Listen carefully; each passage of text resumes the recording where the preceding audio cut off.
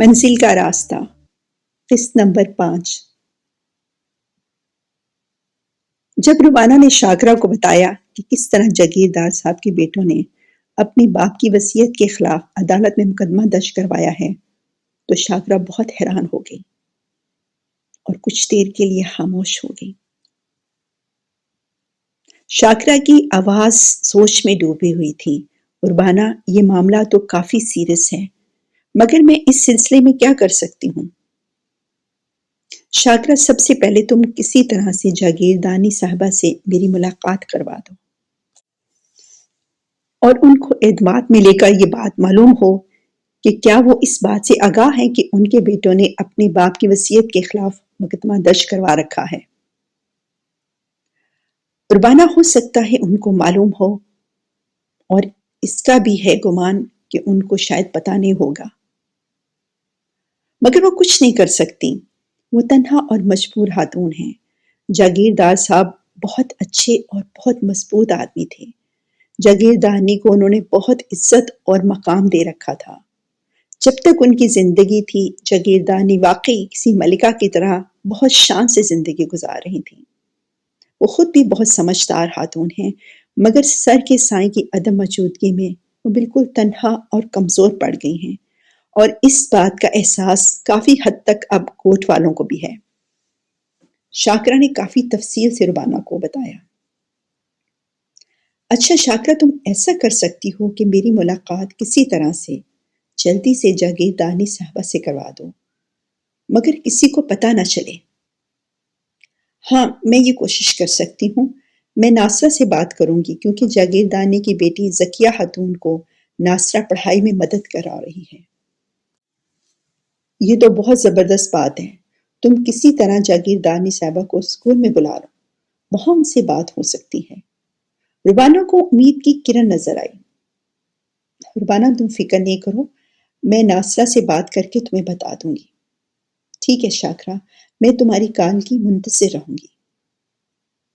اور پھر واقعی تیسرے دن ہی شاکرہ کا فون آ گیا۔ شاکرہ بہت خوش لگ رہی تھی۔ روبانہ، تم یقین کرو، خدا کیسے کیسے اپنے بندوں کے راستے کھول دیتا ہے کہ جہاں ہمیں گمان بھی نہیں ہوتا، وہاں سے ہمارے لیے آسانیاں بن جاتی ہیں۔ واقعی خدا ہمیشہ اپنے بندوں کے لیے اپنی رحمتوں کے دروازے کھلے رکھتا ہے، بس ہمیں صبر کرنا چاہیے اور خدا کا شکر گزار ہونا چاہیے۔ روبانہ، اسی ہفتے ہمارے اسکول میں ایک مینا بازار ہو رہا ہے، جس کی تیاری تو تقریباً 1 ماہ سے چل رہی تھی۔ ایک چھوٹا سا مینا بازار ٹائپ کا فنکشن ہے، جس میں لڑکیاں اپنے کھانے کے سٹال اور دستکاری کے نمونے وغیرہ پیش کریں گی۔ وہاں سب گاؤں کے لوگوں کو بلایا گیا ہے، اور خاص طور پر جو لڑکیاں اسکول میں پڑھ رہی ہیں ان کے گھر والوں کو لازمی آنے کی تاکید کی ہے۔ لڑکیوں کے ساتھ ساتھ ان کے گھر والے بھی بہت خوش ہیں۔ یہ تو بہت زبردست بات ہے۔ ہاں، یہ مینا بازار کا پروگرام سارا ناصرہ نے بنایا ہے۔ ناصرہ بہت اچھی طرح اسکول چلا رہی ہے۔ یہ تو بہت اچھی بات ہے، واقعی گوٹ والے ناصرہ سے بہت خوش ہیں۔ ناصرہ بہت اچھے کردار کی مالک ہے، اسی لیے گوٹ والے سب لوگوں نے اپنی بچیوں کو اسکول میں داخل کروا رہے ہیں، اور ابھی اور بھی ہو رہی ہیں۔ ماشاءاللہ، خدا نیک کام میں برکت ڈالے۔ آمین۔ روبانہ اور شاکرہ دونوں یک زبان بولی۔ اچھا روبانہ، اس سنڈے کو صبح 10 بجے مینا بازار شروع ہوگا، جو شام 5 بجے تک ہے۔ شاکرہ، تم فکر ہی نہیں کرو، میں پہنچ جاؤں گی۔ اور پھر روبانہ اپنی چھوٹی بہن شبانہ اور مراللہ کے ہمراہ گوٹ کے اس چھوٹے سے اسکول کے پہلے مینا بازار میں پہنچ گئی۔ گاؤں میں عید کا سماں تھا، کیونکہ کوئی اس طرح کا پروگرام پہلے کبھی نہیں ہوا تھا، اور ناصرہ کافی دنوں سے اس کی تیاری کر رہی تھی۔ اسکول کی مختصر سی گراؤنڈ میں مختلف سٹال لگائے گئے تھے۔ لڑکیاں اور گاؤں کی عورتیں رنگ برنگی لباسوں میں ملبوس بہت خوش نظر آ رہی تھیں۔ مختلف سٹال لگے ہوئے تھے، مگر سب سے زیادہ رش چاٹ کے سٹال پر تھا۔ مینا بازار کی ساری تیاری ناصرہ نے خود کی تھی، اور حویلی میں جا کر خود جاگیردانی سے درخواست کی تھی کہ وہ خود ضرور تشریف لائیں اور کچھ ایسا انتظام کرے کہ صرف عورتیں ہی اس مینا بازار میں شامل ہو، گاؤں کے لڑکے اور مرد نہ ہوں۔ یہ خالصاً ایک لیڈیز فنکشن ہونا چاہیے۔ اتفاقاً یا خوش نصیبی سے جاگیردار کا سب سے چھوٹا بیٹا طاہر حسین ایگزام دینے کے بعد گاؤں میں آیا ہوا تھا۔ طاہر نے CSS کے ایگزام دیے تھے۔ جب ناصرہ جاگیردانی کے پاس گئی تھی تو طاہر وہیں تھا۔ جاگیردانی ایک الگ کمرے میں ناصرہ سے بات کرنے کے بعد جب طاہر کو بتانے لگی تو طاہر بولا، ماں جی آپ فکر نہیں کریں، یہ ہماری حویلی کی ذمہ داری ہے کہ ہمارے گاؤں کی بچیاں تعلیم حاصل کریں، اور تعلیم کے ساتھ ساتھ اس طرح کی چیزیں ضرور ہونی چاہیے، اور میں خود ان کو کنٹرول کروں گا۔ دونوں بڑے بھائی کہیں شکار کا پروگرام بنا رہے تھے، ان کو بھی کوئی اعتراض نہیں تھا۔ ویسے بھی وہ اکثر اس طرح کے پروگرام بناتے رہتے تھے۔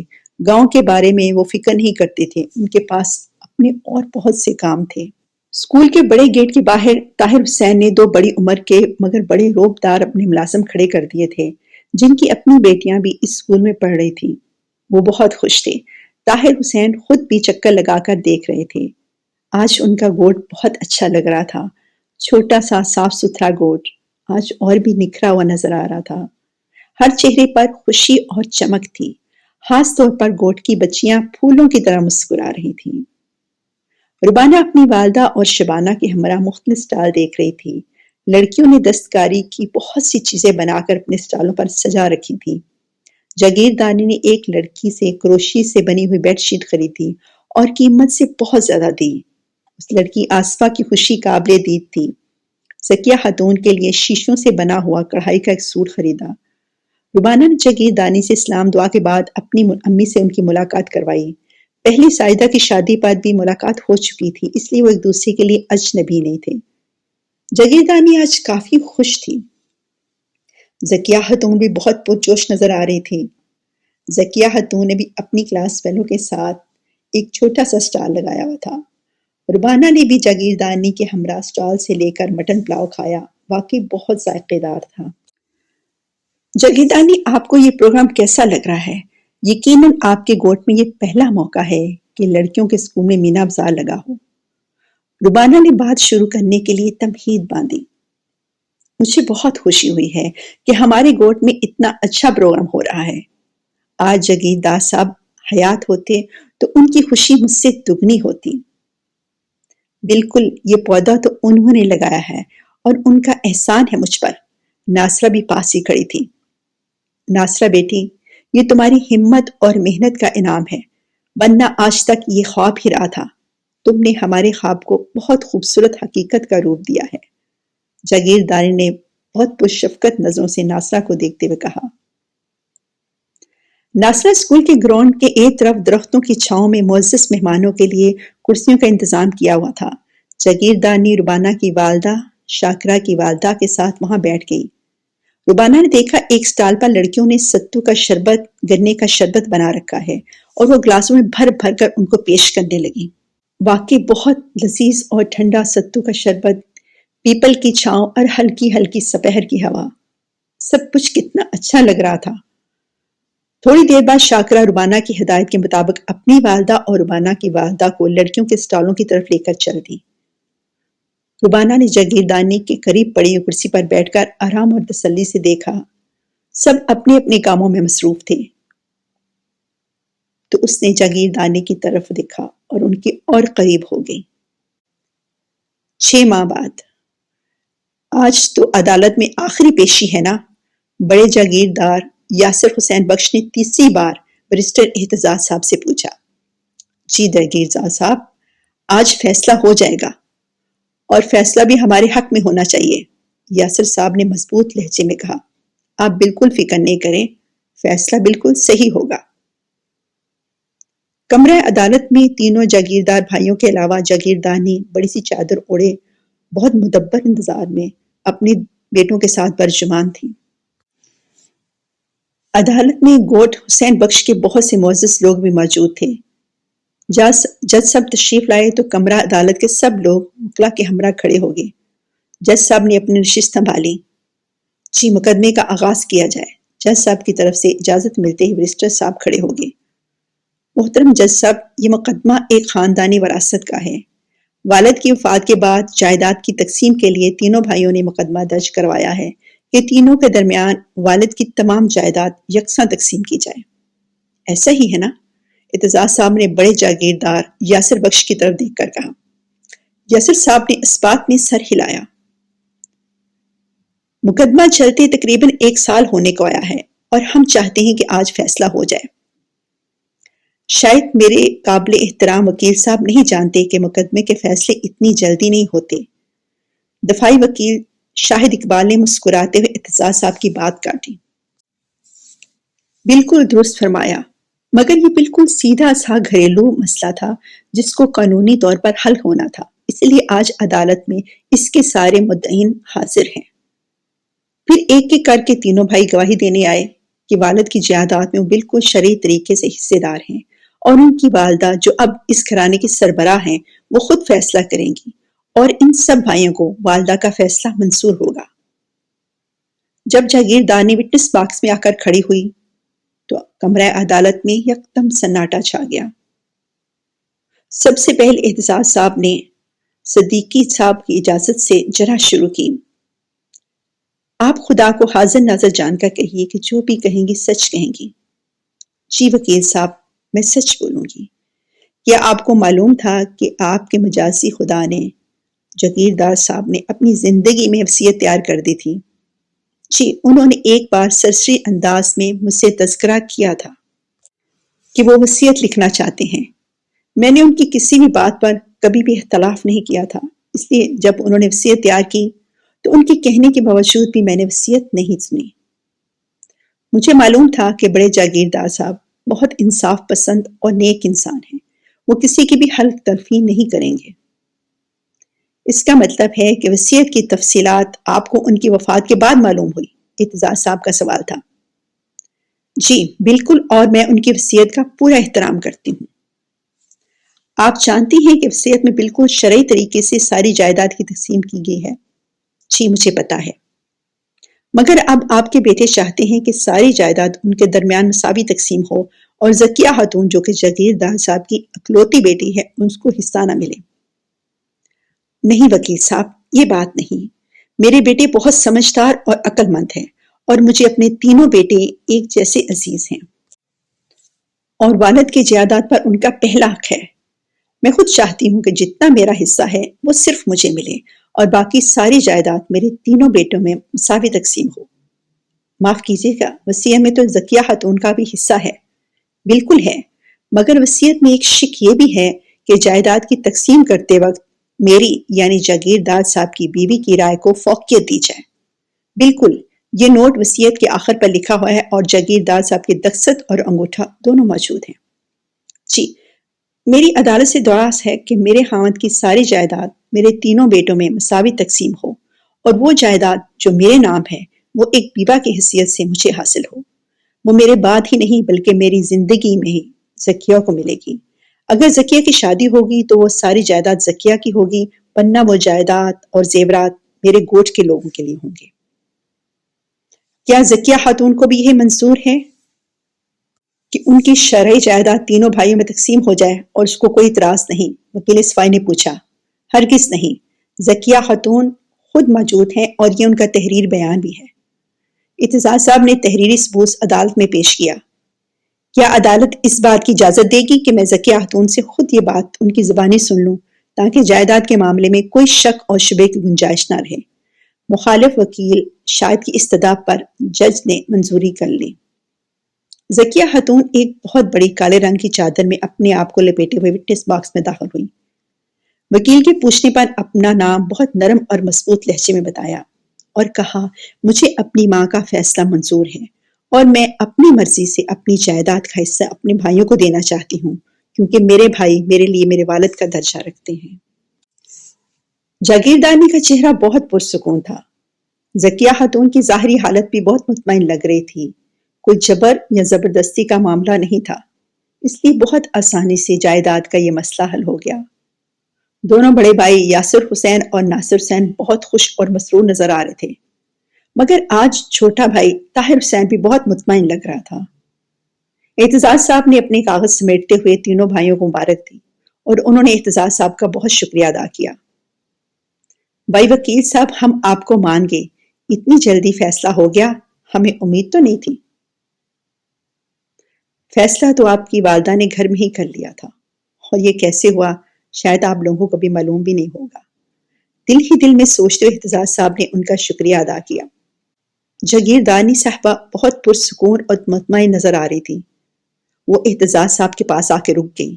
ان کے تینوں بیٹے آہستہ آہستہ چل رہے تھے، اور جب ان کے درمیان کافی فاصلہ ہو گیا تو جاگیردارنی صاحبہ نے اعتزاز صاحب کی طرف دیکھتے ہوئے کہا، آپ کا بہت بہت شکریہ۔ آپ وکیل تو میرے بیٹوں کے تھے، لیکن فیصلہ آپ نے میرے حق میں کروا دیا ہے۔ میں جیتی ہوں، میرا خاندان میرے بچے ہیں، میرا گوٹ ہے۔ مجھے اپنی بیٹی بھی اتنی ہی عزیز ہے جتنے میرے بیٹے ہیں۔ ان کی جیت میری بیٹی کے حق میں کس طرح ہوئی ہے، اس کا بات کا شکریہ میں ادا نہیں کر سکتی۔ میں نے اپنی بیٹی کا مستقبل محفوظ کر لیا ہے۔ یہ میرا فرض تھا، مگر محنت میری نہیں بلکہ ربانہ کی ہے۔ اعتزاز صاحب نے مسکراتے ہوئے ربانہ کو عدالت میں نہیں دیکھا۔ سوال پوچھا گیا۔ بالکل، وہ در پردہ کام کرتی رہی اور سامنے نہیں آنا چاہتی تھی کہ کسی طرح یہ بات نہ کھل جائے کہ آپ کے اور ہمارے درمیان پہلے کوئی رابطہ تھا۔ اعتزاز صاحب نے بہت آہستہ آہستہ چلتے ہوئے کہا۔ یاسر حسین اپنے دونوں بھائیوں کے ہمراہ عدالت کے احاطے میں کھڑا والدہ کا انتظار کر رہا تھا۔ جاگیردارنی صاحبہ بہت پروقار اور مضبوط قدم اٹھاتی ہوئی اپنے پہلو میں بیٹی ذکیہ خاتون کے ہمراہ چل رہی تھی۔ ذکیہ خاتون کی بڑی سی چادر سے صرف اس کی آنکھیں نظر آ رہی تھی۔ وہ سر جھکائے ماں کے ہمراہ بھائیوں کی طرف بڑھی اور پھر بڑے بھائی یاسر حسین کی بڑی لینڈ کروزر میں بیٹھ گئی۔ ماں، آپ کا بہت بہت شکریہ، آپ نے ہمارا مان رکھ لیا ہے، یاسر حسین نے گاڑی آرام سے چلاتے ہوئے کہا۔ بیٹے، میری جائیداد تو تم اور تمہاری فرما برداری ہے۔ یہ بہت اچھا ہوا کہ تم بھائیوں نے بہت عقل مندی سے اور آپس میں بات چیت سے اتنا بڑا مسئلہ حل کر لیا ہے۔ جاگیردارنی کی آواز میں بچوں کے لیے شفقت جھلک رہی تھی۔ ماں، آپ فکر نہیں کریں، ذکیہ اپنی تعلیم بھی پوری کرے گی اور انشاءاللہ اس کی شادی بھی ماموں آصف کے بیٹے رضا میر سے ہوگی۔ چھوٹے طاہر حسین نے خوش دلی سے کہا۔ خدا تم سب کو خوش اور آباد رکھے۔ بڑے دونوں بیٹوں کی شادیاں جاگیردار صاحب خود کر گئے تھے۔ دونوں بہویں بھی جاگیردار گھرانوں کی تھیں۔ حویلی میں ان کے الگ الگ حصے تھے۔ یاسر حسین کے 2 بیٹے تھے اور ناصر حسین کی ایک بیٹی اور ایک چھوٹا بیٹا تھا جو جاگیردار کی وفات کے بعد پیدا ہوا تھا۔ دونوں بیٹے اپنی اپنی زندگی میں خوش تھے۔ چھوٹی موٹی کوئی بات ہوتی تو جاگیردارنی دخل نہیں دیتی۔ ویسے بھی دونوں کی شادیاں ان کی اپنی پسند سے ہوئی تھیں۔ جاگیردار صاحب نے صرف ان کا ساتھ دیا تھا۔ بچے خوش تو ہم بھی خوش، جاگیردار صاحب نے یہ کہہ کر دونوں بیٹوں کی پسند کو بڑی خوشیوں اور ارمانوں سے دلہن بنا کر گھر میں لائے تھے۔ طاہر حسین جاگیردار کا سب سے چھوٹا بیٹا تھا۔ ذکیہ طاہر سے 8 سال چھوٹی تھی۔ جاگیردار کو اپنی بیٹی سے بہت پیار تھا۔ ذکیہ خاتون بالکل اپنی والدہ پر گئی تھی، انہی کی طرح سرخ و سفید رنگت، سنہری بال، نازک اور مناسب سے قد و قامت کے ساتھ بہت خاموش طبع تھی۔ باپ کی وفات کے بعد اور بھی خاموش ہو گئی۔ باپ کی جدائی کے بعد ماں اس کے لیے سب کچھ تھی۔ ماں کے اندر ہی اس کو باپ بھی نظر آتا تھا۔ جاگیردارنی مہر النساء بہت عقل مند خاتون تھی۔ جاگیردار صاحب ان کو بہت چاؤ اور ارمانوں سے بیاہ کر لائے تھے۔ مہر النساء خود بھی ایک بہت بڑے جاگیردار گھرانے سے تعلق رکھتی تھی اور ان کے والد نے ان کے نام ایک پوری جاگیر دی تھی۔ مہر النساء 4 بھائیوں کی اکلوتی بہن تھی۔ بیاہ کے بعد جاگیردار گھرانے کی بھی بڑی بہو بنی۔ جاگیردار محمد حسین بخش اور احمد حسین بخش 2 بھائی تھے۔ احمد حسین کو پڑھنے کا بہت شوق تھا اور یہی شوق ان کو امریکہ کی بڑی بڑی یونیورسٹیوں میں لے گیا۔ آکسفورڈ سے پی ایچ ڈی کرنے کے بعد وہیں پر پروفیسر بن گئے۔ وہیں گوری سے شادی کر لی اور پھر وطن کو بالکل بھول گئے۔ ان کی بیوی نے اسلام قبول کر لیا اور اس نے اپنا نام فاطمہ رکھا۔ فاطمہ بھی وہیں پڑھاتی تھی، وہ بہت ڈیسنٹ خاتون تھی۔ 2 بچے تھے، قاسم اور سلمان۔ ان کے بارے میں صرف نیٹ پر ہی ملاقات ہوئی تھی۔ احمد بڑے بھائی کی وفات پر نہیں آ سکا۔ اس وقت احمد ہاسپٹل میں بیڈ تھا، اس کو ہارٹ اٹیک ہوا تھا۔ احمد کو اس کی جائیداد کا حصہ محمد حسین نے دے دیا تھا۔ احمد نے امریکہ میں واشنگٹن ڈی سی میں ایک بہت خوبصورت گھر خرید لیا تھا اور اب ایک گیس اسٹیشن بما 7-Eleven اسٹور کے خریدا ہوا تھا۔ پیسے کی کوئی کمی نہیں تھی۔ دونوں بیٹے بڑے بڑے کالجوں میں پڑھ رہے تھے۔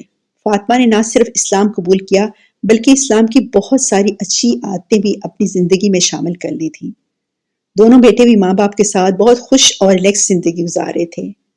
جاگیردار محمد حسین بخش بہت اچھے اور انصاف پسند تھے۔ چھوٹے بھائی احمد کو انہوں نے جائیداد میں حصہ دینے کے باوجود ہمیشہ اس کے ساتھ کھڑے رہے۔ جب اس نے ایک انگریز لڑکی سے شادی کرنا چاہی تو انہوں نے اس کا ساتھ دیا، کیونکہ وہ جانتے تھے کہ احمد پڑھا لکھا سمجھدار نوجوان ہے، جس ماحول میں رہ رہا ہے اسی ماحول کی لڑکی اس کے ساتھ ایڈجسٹ ہو سکتی ہے۔ زندگی کو آسان بنانا چاہیے، مشکل کوئی بھی ہو اس کو آسانی سے ہینڈل کر لیں تو مشکل نہیں رہتی، اور یہ بات محمد بخش نے اپنے والد سے سیکھی تھی اور زندگی بھر اس پر کاربند رہے تھے۔ جاگیردانی مہنون سا خود بھی بہت نرم طبیعت کی مالک تھی، 3 بیٹوں اور ایک بیٹی کی ماں تھی۔ جاگیردانی جانتی تھی کہ مال و دولت ایسی چیز ہے جو بھائیوں کو ایک دوسرے کو دشمن بنا دیتی ہے۔ اپنی سرتاج کی دائمی جدائی کے بعد اس نے دیکھا کہ بڑے دونوں لڑکے کافی حد تک آزاد ہو گئے ہیں۔ وہ خاموش ہر بات اور ان کے رویوں کا جائزہ لے رہی تھی۔ جاگیردانی جانتی تھی کہ اس کو، اور اسی دل سے یہ بات مان لی تھی کہ اب حویلی میں اس کی حکمرانی نہیں، اس کا سرتاج نہیں کہ وہ راج کرے، اس لیے وہ خود زیادہ تر دخل اندازی نہیں کرتی تھی۔ جب وکیل ربانہ سے اس کو پتہ چلا کہ اس کو بیٹوں نے مقدمہ درج کروایا ہے کہ جائیداد صرف تینوں بھائیوں کو ملے تو اس کو بہت دکھ ہوا۔ کافی دیر وہ خاموش رہی اور ربانہ کی باتیں سنتی رہی۔ اسکول سے آنے کے بعد حویلی میں آ کر اس نے اپنے بچوں سے کوئی بات نہیں کی۔ عشاء کی نماز کے بعد کافی دیر تک جائے نماز پر بیٹھی رہی۔ اس کی بچپن سے عادت تھی، کوئی بات پریشان کرتی تو فوراً اللہ سے رجوع کرتی، نماز پڑھتی اور قرآن کی تلاوت کرتی۔ ہمارے پیغمبر حضرت محمد مصطفیٰ صلی اللہ علیہ وسلم بھی یہی کرتے تھے، اور امت کے لیے بھی یہ روایت چھوڑ کر گئے تھے کہ ہر معاملے میں خدا پر بھروسہ کرو، خدا کوئی نہ کوئی رستہ نکال دیتا ہے۔ اور پھر واقعی خدا نے اس کے دل میں بہت ہی آسان اور بہت بہتر رستہ خود بخود ڈال دیا۔ خدا کو دل سے پکارا جائے تو اس کی رحمت اور کرم بارش کی طرح برسنا شروع ہو جاتی ہے۔ دوسرے دن صبح ہی جاگیردار صاحب کے پرانے حساب کتاب رکھنے والے منشی کریم بھائی زمینوں کا حساب لے کر آ گئے۔ وہ حسب روایت جاگیردانی کے پاس آئے اور جاگیردار کی وفات کے بعد جاگیردانی بیٹوں یاسر حسین اور ناصر حسین کو بھی ہمیشہ بلا لیتی تھی۔ بڑے کمرے میں جو جاگیردار صاحب کا کتب خانہ تھا وہاں سب جمع تھے۔ طاہر حسین ایک بار وہاں بیٹھا تھا، ورنہ وہ اس معاملات سے اس کو کوئی دلچسپی نہیں تھی، اس کو صرف اپنی تعلیم سے سروکار تھا۔ اس صبح جب کریم بخش ساری فائلیں لے کر آیا تو جاگیردانی نے دونوں بیٹوں کو بغور دیکھا اور کہا، یاسر بیٹے، تم میرے بڑے بیٹے ہو اور تم اب اس گھر کے لیڈر ہو، سربراہ ہو، میں تم سے ایک مشورہ کرنا چاہتی ہوں۔ طاہر اور یاسر بھی یہی ہیں، وہ دونوں بھی مجھے تمہاری طرح ہی عزیز ہیں۔ جی ماں جی، آپ حکم دیجئے۔ یاسر کی آواز میں احترام تھا اور جاگیردانی یہ احترام اور عزت قائم رکھنا چاہتی تھی۔ بیٹے، میرا خیال ہے کہ اب تمہارے والد کی جائیداد اور یہ ساری زمینیں، اس کی آمدنی، سب کا حساب کتاب ہو جائے اور سب کے مشورے سے یہ تقسیم ہو جائے تو بہتر ہے۔ تمہارے والد کے بعد میرا بھی کوئی بھروسہ نہیں، کب زندگی ساتھ چھوڑ دے۔ جاگیردانی کی آواز بھررائی ہوئی تھی۔ ماں جی، خدا آپ کو ہمارے سروں پر تا قیامت سلامت رکھے اور صحت اور زندگی عطا کرے۔ ناصر نے بڑے بھائی یاسر کے ساتھ اپنی ماں کی سلامتی کے لیے دعا کی۔ خدا تم کو زندگی دے، جوانی دے، خوش رہو۔ مجھے خوشی ہے کہ میری اولاد بہت فرما بردار ہے اور یہی میری دولت اور زندگی ہے۔ جاگیردانی نے دونوں کے سروں پر شفقت سے ہاتھ رکھ دیا۔ اس کے بعد کیا ہوا ہے اس کے لیے سنیے اگلی قسط۔